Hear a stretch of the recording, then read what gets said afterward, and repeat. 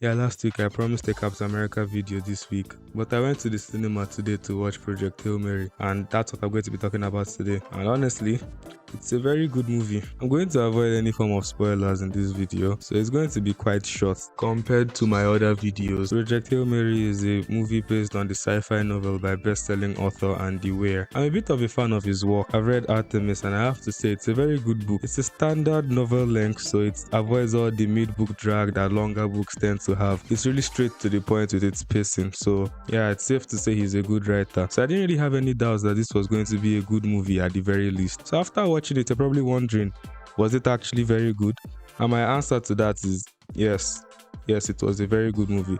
This is a very good movie, and it's actually near perfect in my opinion. You know how there are specific movies that you need to watch in cinemas to get the full experience because of the visuals from the big screen and the grand sound. Honestly, this movie is one of them, and it really earns it because of the spectacle it has in the visuals. Because I have to say, the visuals are amazing. I love how the coloring between different locations are so distinct that you actually can tell the message being sent across the different locations. The visual spectacle is the main point of the movie, so it's few and far between. But when it's actually used in the movie, it honestly earned. And I heard some news that most of those scenes were shot without CGI, and if that's actually true, that's honestly impressive because these visuals are so good. On the surface level, you probably think this is like a space adventure or a movie to save the earth or something like that, but it's not. Like I said before, I'm not going to spoil this movie, but I'm going to say this was a really well done character drama, and the characters are actually the highest point of this movie because of the good writing. The movie really knows how to evoke emotions from you,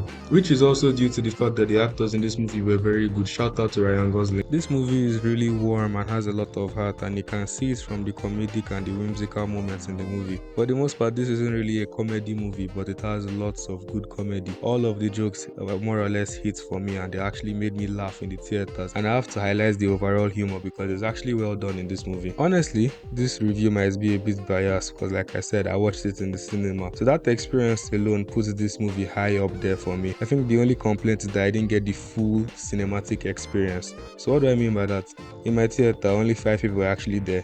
By the way, myself and 2 of my other friends made 3 of that 5. That's a very poor turnout for a movie that just released today, and that was the first screening of that particular cinema. So like, that's actually quite abysmal in my opinion. Well, it's actually because cinema in my country is actually a bit undervalued now. Everyone would rather just wait for it to release digitally before they watch it on a random Saturday while scrolling through TikTok, as it plays from their television in the background. This is what Timothée Chalamet was actually talking about, because ticket prices can't stop increasing over here. So it's fair to say that the value of actually going to the cinema is reduced amongst the average Nigerian. I find it sad because as they stop showing up, the ticket prices will actually get more and more expensive, and it will end up being a very niche and elitist experience, which is what Timothée Chalamet wanted to avoid for American theaters. I'm not going to say anything about opera and ballet here, but please, if you're watching this and you care for any movie releasing this year, then I want to urge you to go to the cinema. Watch it there, get the experience of watching a movie the day it releases. Get to experience what the director envisioned to its fullest extent. You honestly won't regret it. Even though the movie is bad, you actually still have a story to tell about the experience and the connection with the random people you're going to share the theater with. I'm kind of happy that at the very least this is a problem with Nigeria and it isn't as bad in America, for example. So I know that at the very least this movie is going to do well and turn a huge profit in the box office. Now when it comes to criticisms, well,